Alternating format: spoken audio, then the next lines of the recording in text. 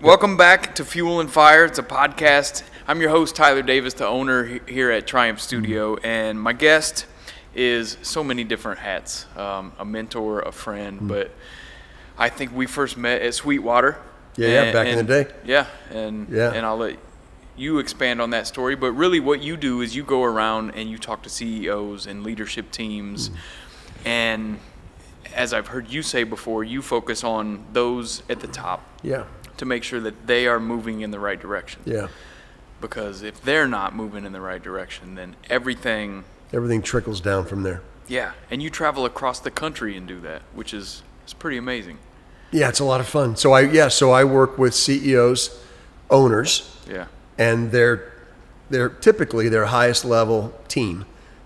You know, the 3, 4, 5 around that guy or gal.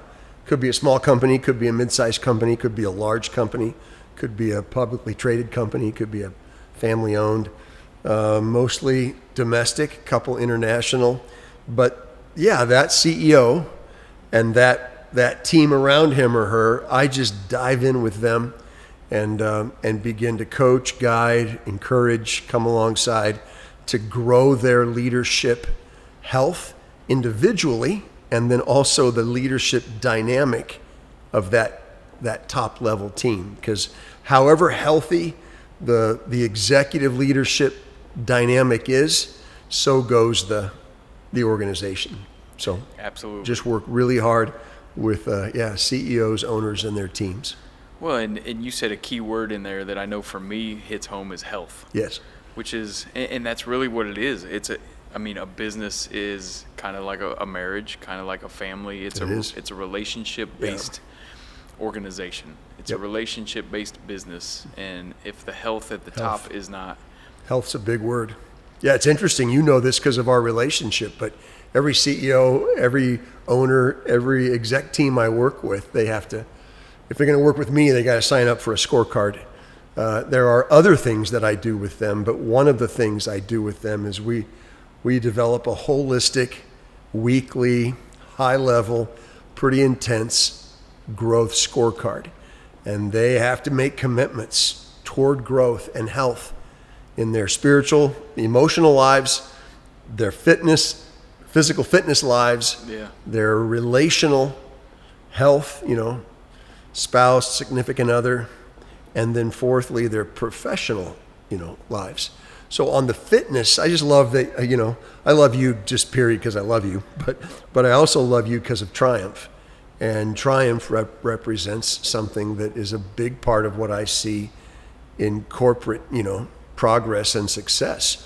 There just, for the most part, there just aren't a lot of guys and gals leading, again, small, mid-size, or large. There aren't a lot of guys and gals out there that are leading at a very high level, being unbelievably productive and driven in a healthy sense, who, are 150 pounds overweight and sitting on a couch eating pizza. Yeah. It's just not. It's just typically your high performers, are committed to ongoing growth in their fitness world. So I love... Of all the different conversations that you've had, if you had to try and summarize why you think that is, what is it that they have realized, is the high performer... High performers do hard things. Yeah. They just do. And it's just their mindset. And I love it how you said it's so simple. Yep. Is that? Well, it is simple. It's hard as hell in some ways, but it's really simple in terms of grasping the concept. Well, we overcomplicate the hell out of things. Yes. Which is part of the issue in all the different areas. Yeah. So just a little bit about, like we were sharing before this, from 8-year-old Kelly Byrd to KB now. Yep. Like, how did the scorecard and how did you find yourself to the point where... It's interesting. I was, so when I was 20 years old, and like most of us, 19, 20, 21, I was doing my best to figure out what I was going to be when I grew up. And the culture I was in when I was 20, which was a good culture, they told me when I was 20 that if you were a leader, that if you could communicate, and if you had a faith, that you should be a pastor. So was that your family that told you that, or was it more of? It was more of where peers? I was going to school, Yeah. and peers and people I respected, and it was good. And so I said, like, what the hell do you know at 20, right? So at 20, I just said, sure, let's do it. So I did, and I did that for 27 years. Yeah. And I had no regrets. Well, I had some. I loved what I did. I really am thankful for all the years I got to have in that. I had some amazing times. It's interesting for me. I remember watching you on TV Yeah. before I knew you. Yeah. Obviously. Yeah. I remember. No, here in town, we were on TV every Sunday. It was an amazing ministry, great place, incredible people. There were great days. There were some hard days. I made some, mistakes. About halfway through all those years, I realized I was a closet entrepreneur. And if you know anything about entrepreneurship, which I know you do, that doesn't always go great in a nonprofit ministry world. And I just wanted to blow shit up every day and start over. I wanted everything to be innovative and creative. I wanted to hire and fire people based on performance. And in that environment, you It can't. just doesn't work that well. It's a great environment on a lot of fronts, but I just started doing work with friends on the side, CEOs, owners who I knew, and they knew my passion for leadership. And I think it was healthier for me. I think it made more sense. And so I transitioned out of that world into this world about, 12, 13 years ago. Do you think? And to your point, the scorecard with CEOs, I didn't know what I was doing. I mean, I kind of knew what I was doing, but I think from my ministry years, I felt like whoever you were, you should be healthy on all fronts. Yes. So that's where that came from. I didn't know any better. I just thought if you're running a company of $800 million company with 4,000 employees, You should have your crap together. you should have your stuff together. Yeah. On all fronts. And I don't know why I just said crap. You can say you have your shit together. So I just did it. I started doing the scorecard thing, and there were a couple that, didn't like it, and I didn't work with them. And then there were a whole bunch that loved it, and now I just won't ever not do it. I've watched, check this out. Like I have watched a simple scorecard. It's just, you do it every week with me. And it's just a simple template. It's make a few commitments in your spiritual, emotional life that will push you and challenge you. Make a few commitments in your fitness life that will push you and challenge you. Make a few commitments with your spouse, kids, significant others, relationally. And then make some real strategic commitments in your business that push you and challenge you. And every 4, 5, 6 weeks, we're going to revisit those commitments, raise the bar on those commitments. And I've watched individuals do their scorecard. And the cool thing is about the scorecard is that it's them. It's not me. I just gave them a damn little template. Yeah. That's all I did. And I hold them accountable and I talk with them about those commitments. But I've watched that in many individuals' lives utterly transform them. Like completely transform them from this to that because they were willing to do hard things. Well, I think the key word, at least for me, and I know you use it very intentionally, is commitment. Yes. It's a commitment. It is. And I think we make commitments. And I know for me, old me, before I had focused on my sobriety and worked on weight loss, I thought I knew what a commitment was. Right. But I didn't follow through because there was no self-accountability. Yeah. And there was nobody holding me to that. Yeah. I mean, I had loving people around me that would encourage me. Right. But there was no one that was going to hold the line and say, that's not what you said you were going to do. Right.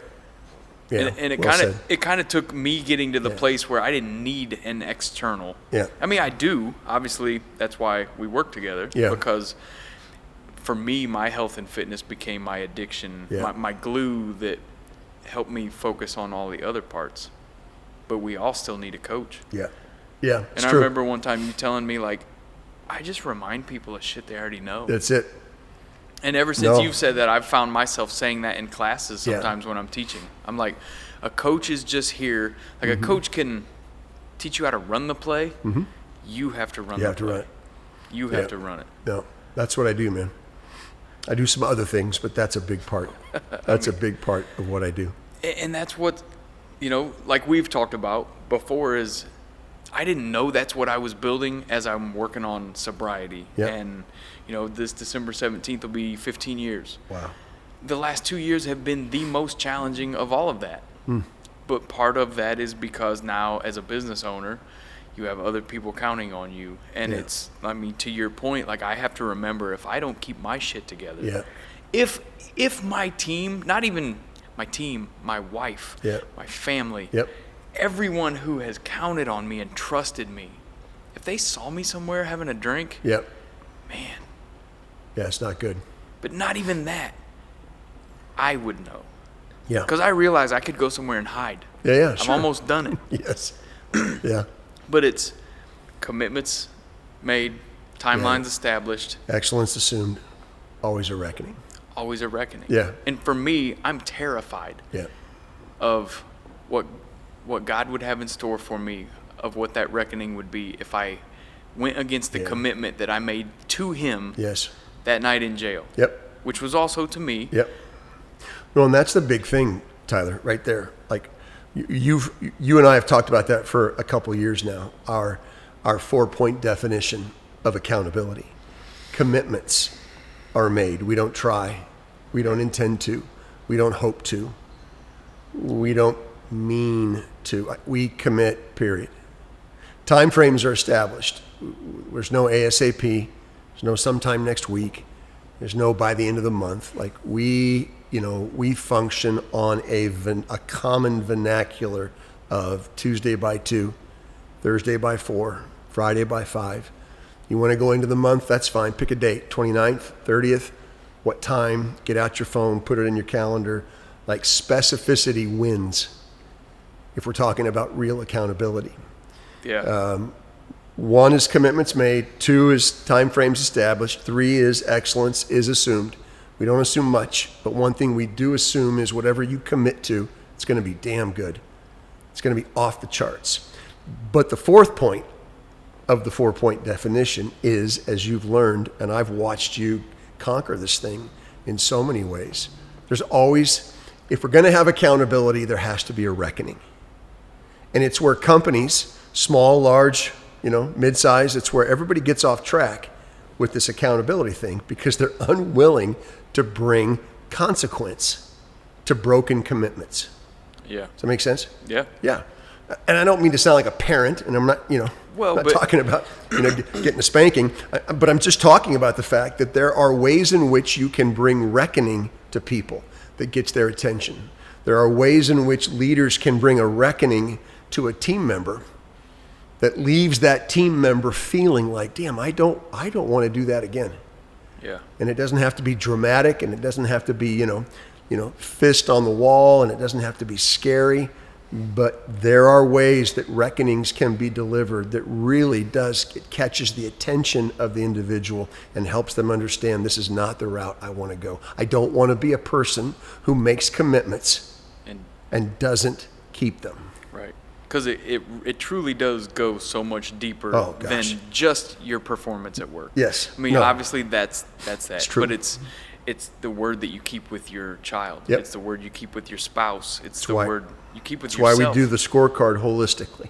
Yeah, and it really, like you said, there's a couple different angles that you could take leadership from. Like, some people you'll be on a team and you're like, well, I'm scared of them. I'm scared of what they might do. Or the other side of that could be, I don't want to let them down. Because I made a commitment. And that feels like a healthier approach to it. But at the same time, both of them lead to a reckoning. It's true. Well, and you said a minute ago, like, I don't want to sound like a parent, but one of the realizations that, at least I feel where I'm at now as a parent, as a business owner, as someone who people are counting on me to make those decisions, and even in the Bible, there has to be, I can show love by disciplining you. Sure. And keeping us accountable. Yes. Myself, but absolutely. To your point, if I'm 100 pounds overweight and I'm a cardiologist, for example, or something like that, I can't, the validity isn't going to be the same. Nope. Yeah. The other thing that, just because it's on my mind and you just said it, if we can agree, and I believe we do, that high performers do hard things, I would tell you, and you just mentioned this a second ago, I would tell you mediocre, average performers fear hard things. Yeah. And I think that topic of fear, I think that topic of fear is worth people giving some real significant thought to. I think fear, as you've heard me say many times, fear kills more dreams than failure ever could. Yeah. Fear is an absolute bitch. Fear is a debilitating, insidious, awful thing that keeps us from so much. And so we work on that and we talk about that and we face that all the time. Yeah. What's some of the normal reactions that you've seen? Let's just say a new client, new CEO, new friend that you'll work with when you ask them to face those fears. Like what's a reaction that comes to mind that you normally see? Yeah, it's a great question. Most of the time, if I were going to say two or three, if I'm challenging and encouraging you to face fear, move through it, be brave. We talk about bravery and courage a lot. You find out that this guy or gal that's running this thing, this small, mid-sized, large organization, super bright, super talented, they've obviously accomplished some things. They don't think they have it in them. They literally don't think that they have enough in them to face that fear and move through it. They actually, down deep inside, view themselves as weak and lacking. They also don't want to face, they also let fear kind of run rampant, because to face fear and act courageously, they're absolutely convinced that people won't accept them, that people will judge them, that they'll lose people. Just the whole thing about what people think of me is such a big deal in this whole conversation about facing fear. So those are a few things. And a lot of the things that you just mentioned are realities that will happen. It will, I know. But that's the wild part. Yeah. And I'm speaking from personal experience over the years, that I've had to realize that not everyone will understand me. Not everyone will like me all the time. But if I know my intent and my heart is good,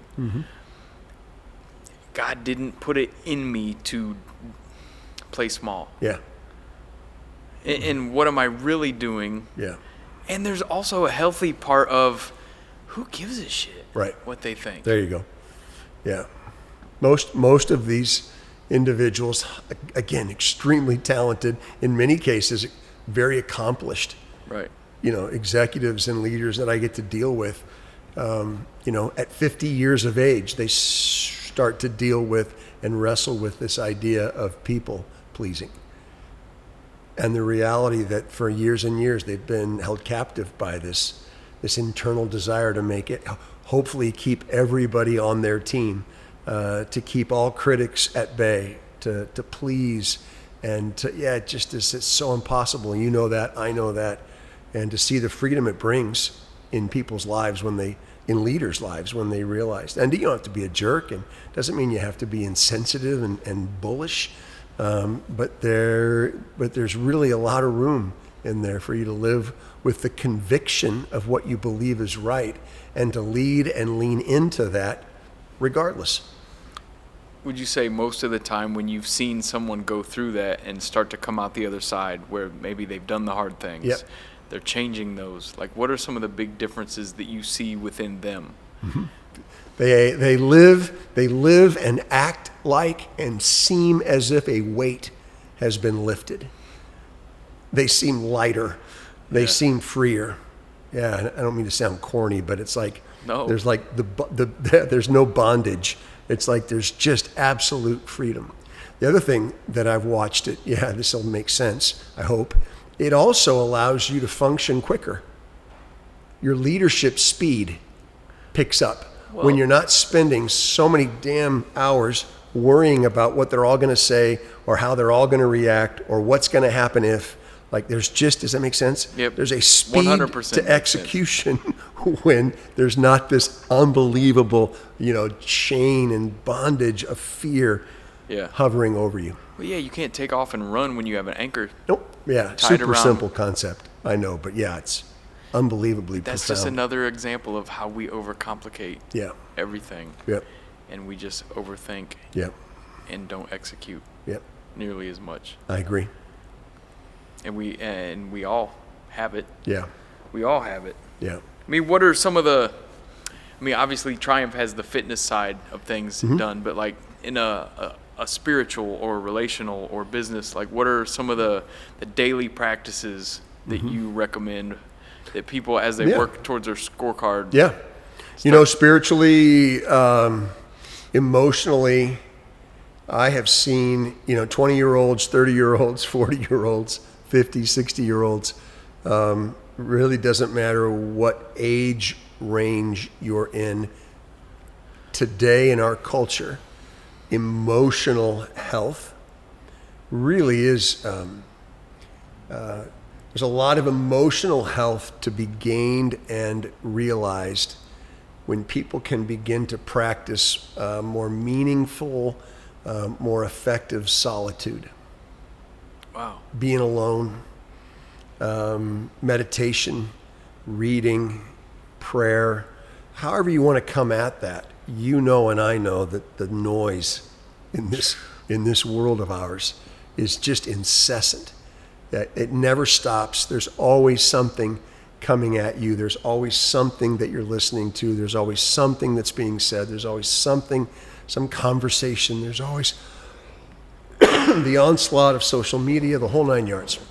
So the discipline of just, quietness, the discipline of isolation, the discipline of meditation, and having some structure to that. I know I sound like a 62-year-old, but I found in my app store, I found this thing called Calm. Yeah. I didn't know about it. Yeah. But I found it a few years ago, and it just I find it incredible. And, in the world, I used to live in, I think sometimes meditation got a bad rap, but it's just really, I've just loved it. I think like anything else, you can do it a wrong way. Yes. Or go down a bad path. But it's wild that, a quick little side note, as you just said all of that, like every now and then I'll use the word noise floor. Yeah. That's because I went to school for audio engineering, which is why I worked at Sweetwater in sales. Yes. But there would be guys that would pay thousands of dollars for a piece of equipment that they already had, but it had a lower noise floor. Yep. Yeah. And like what you just said in my mind is like, that's lowering the noise floor of your life. Exactly. Like, and what price would you put on that? Yeah, but it takes practice. Yep, big time. And what about like relational? Relational, I think the lost art of I feel like I know what you're gonna say. Yeah, kind of the lost art of the date, kind of the lost art of whether it's your 12-year-old or your significant other or your 26-year-old, just the discipline required to make intentional efforts to connect. Yeah. And it could be 30 minutes, it can be 2 hours, it could be once a month, it could be 3 times a month. We work on the rhythm, but at the end of the day, there is a selflessness, there is a humility to great leadership. And at the foundation of that selflessness or humility is the fact that I'm committed to you more than I am to me. Yeah. So I'm going to make some time. We're going to get creative. I'm going to make it a priority. Again, whoever that is, that's a huge part. As I've watched people grow in that, on that side of things. And professionally, I would just say this, and you and I have worked on this for a couple years now, and you've done great. High performers do hard things. High performers aren't afraid. High performers also live and lead strategically. They live and lead not in crisis, not in the weeds. They get shit done. Everybody has to. Yeah. But a high performer, a really effective leader, makes commitments and keeps them from a strategic perspective, stuff that's important, things that take time. You're not going to get it done by tomorrow. It's going to take you 3 months, but you know it's important. It will move things forward, and you're going to give yourself to it. Commitments along those lines, Yeah. really, really important. What are some of the ways that you've seen, let's say you make the commitment, you have all the best intentions, life throws a curveball, you don't hit the commitment. What are some of the ways that it can be easy for high performers to derail themselves? Well, yeah, like usually a high performer who makes a commitment and then something happens, Do they immediately go to, I failed? Well, then high performers typically react with kind of this self-hate. I screwed up. Yeah. I failed. And what I do my very best to help them understand is that actually what makes a high performer really a high performer, what makes or what gives a high performer the kind of character that really solid high performers possess is when the stuff hits the fan, when the unexpected comes up, when the commitment isn't going to happen. I tell them, get on the phone, give me a call, and tell me. See, this is what happened. That's it. And I'm recommitting. It's so simple, right? Again, so simple. It sounds like you're talking to a 5-year-old. But yeah, no, you to just be able to say, and see, part of that is just the transparency. And the trust. And the trust and being quick to be transparent. And to say, hey, this is what came up. It's not going to happen. You're not going to see this when I told you you'd see it. Tuesday by 5 is not going to happen. Nope. But Thursday by 5 can. Yeah. And I just wanted to be clear. Yeah. Yeah, clarity's just king, man. That's so interesting that you say that, because I know when I was in the real estate world for the longest time, people would be so afraid to say, well, it's just not going to happen. Yeah. But especially in that industry, but really in all lives, time is of the essence. Yes, say it. There's just say it. Like if we'd say it and move on. Right. Yes. Say it and then, okay, that's not going to happen. How do we fix it? What are our 2 or 3 options? There you go. It's not going to be what we expected. Yeah. Expectations are something that's been on my heart a lot over the last couple of years, because it's such a great thing to understand that. Yeah. 10x is better than 2x. Yeah. The 10x rule is a great way of looking at okay, you expected it was going to take this much effort, this much money, this much time. It's going to take way more. Just like how my body, I expected it to look a certain way when I lost 100 pounds. And then when I had skin surgery, I expected it to look a certain way. Yeah. Oh, damn, I'm going to look like an action figure. Right. Nope. No, it's actually the opposite. Yeah. Which has been such a humbling and great experience for me. It's a great lesson. Because, is Kelly and I's marriage what I expected it to be? No. Mm-hmm. It's so much better. Yep. But I think part of that goes down to the commitments that I've made, starting with myself. Yep. And it took me a long time to get over the fact that I felt like it was really selfish in the beginning, which is wild, because when I used to hide in the basement and drink myself till I blacked out, that didn't feel selfish, but it sure as hell was. Yeah, no, the scorecard is inherently selfish. This is about you, and this is your commitments and the things that mean a lot to you, that will help you grow, that will help you perform at a higher level. There are times where we have to take care of, push, and come alongside and lead ourselves. Yeah. And that's okay. And something that you said earlier of when you're leading, or you have to make a commitment to your kids or to yourself or to whatever, it might be something you don't initially love to do. Mm-mm. And at least for me, there was just the fact that I can flip that mindset to, I get to do that. Yes. I get to have this conversation with this person on my team. Yeah. I get to go lead this class. Yep. It is such a different vantage point. Yeah, well said. Same thing with sobriety. Yeah. When I first started and I would go there and they'd be like, well, you can't have that. You can't have that. And the defiant child in me, which we all have, is like, bullshit. Yeah. I can have any damn thing I want. Yes.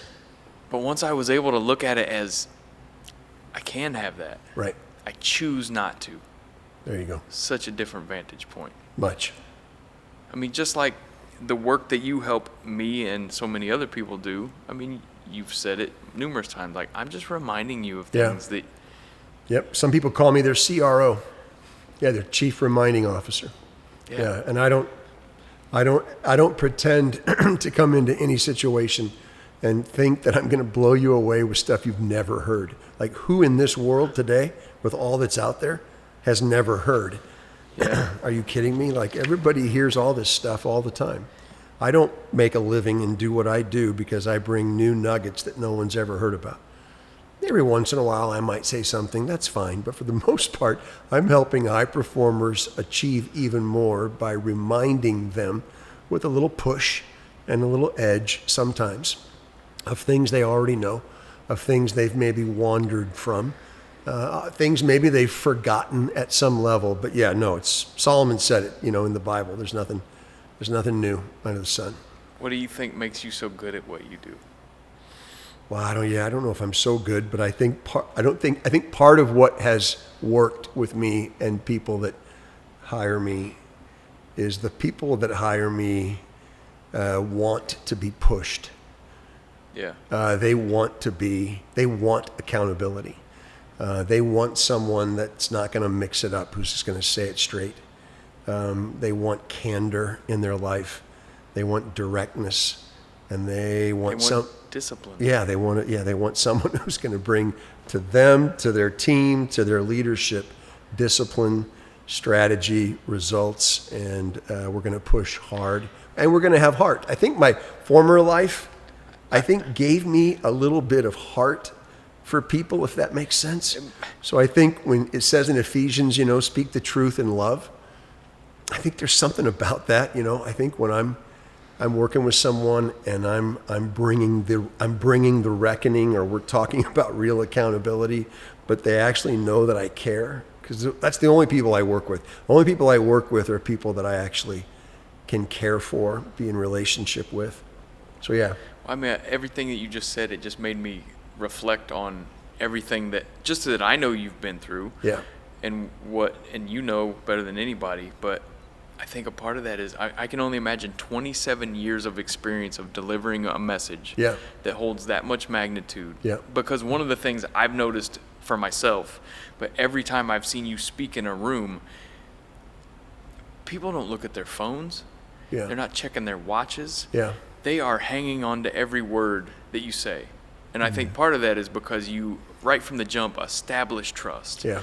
You establish who you are, why you're there, why you care. Yeah.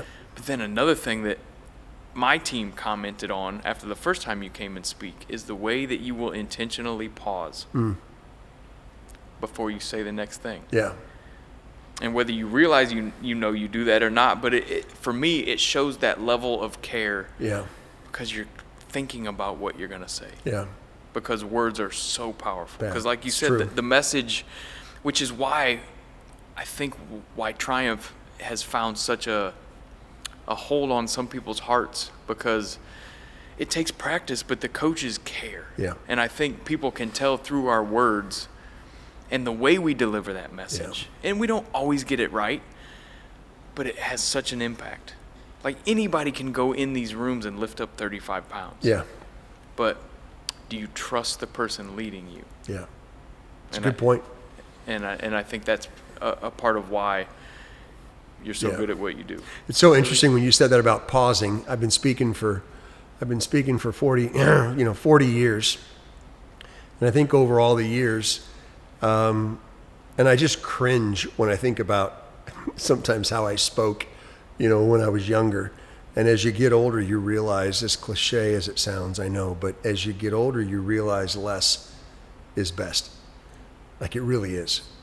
And I remember, back when I used to do sermons on Sundays, as a young guy, I thought there was something about, I thought the longer they were, the better they were, and then then you get into it for 20 years and you realize, why are we doing this for 50 minutes? This should be about 15. Yeah. It should be about 20, and it should be memorable, and it should be concise, and they should be able to say it back to you by Thursday instead of forgetting everything you said by Monday. Yeah. And so just all those years, and even still today, even though I don't do those kinds of talks anymore. You just learn over the years to be concise, to be thoughtful, to pause it. And the pausing is usually just me editing to just get to the point that you really genuinely want to make, and to do that as simply as possible. Wow. I like how you just said that. Yeah. Editing. Yep. Like, pause. Don't just say words as fillers. We talk about that sometimes as coaches. Yeah. Like, we've all went through it. In the beginning, I said the word y'all. Yes. I currently am being mindful that I don't say the word team. Yeah. To where now I will be in there and I will edit. Yep. It's okay. Take your time. Think it through. Yeah. Yeah. Couple quick questions, because I know you got to go. Yep. What is one book that every leader should read, in your opinion? Atomic Habits by James Clear. Comfort Crisis by Michael Easter. It's a really good one. It's fantastic. Both of those are good. Yeah. And then I would read Win the Day. Win the Day by Mark Batterson. A little bit of a spiritual element to it, but it's just fantastic. Yeah. What's one discipline you would never compromise? Like, if there's one that sticks out for you and everybody else that you cannot compromise. It would have to, I would say the one discipline that you just can't compromise is the physical discipline. Whatever yours is, whatever your routine is, it's gonna, the routine and the discipline that's gonna lead you to be tight, dialed in, strong, healthy, clear, like, you just have to do it. And I think what I hear you say is, it's not about having a six-pack. It's not about having the biggest biceps. It's because that self-discipline in your fitness regimen will translate to all the other areas. That's exactly why I say that. Yes. Yeah, I just wanted to make sure that everybody understands that. Like, it's not about six-pack or the best arms or the biggest, fastest time. It's because high performers do hard things. It will make you sit down with your child and have that tough conversation because you're disciplined enough. It is. In I think doing it's the one hard of the 4 things on the scorecard. It's the one part that really feeds the others. Which leads into my next question. What's the most important lesson a leader can teach their kids? Most important lesson a leader can teach their kids is to not be afraid. Yeah. Again, you know me, I don't spiritualize everything. The Bible says like 687 times. 687 times the Bible says, fear what? Fear not. Don't be afraid. And if you're a person of faith, and you might not be, that's okay. It's up to you. If you're a person of faith, the next part of that verse is the best part, because it says, fear not, for what? For I am with you. Yeah. I cannot begin to tell you how many regrets I have in my life because I was in those moments or in those times just not courageous.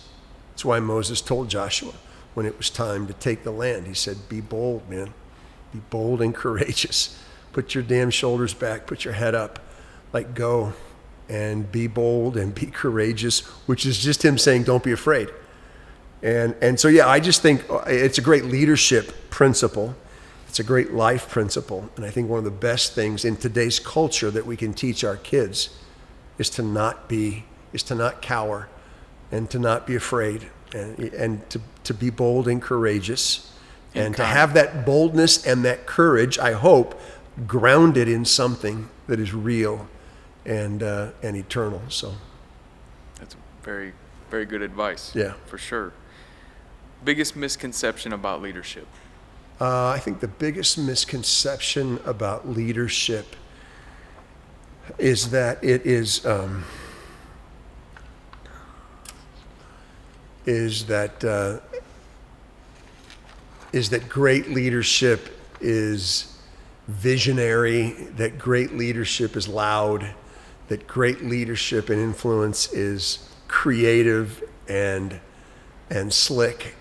That great leadership is just volume and followers and I get all that to a degree, but Jim Collins, who some know and some don't.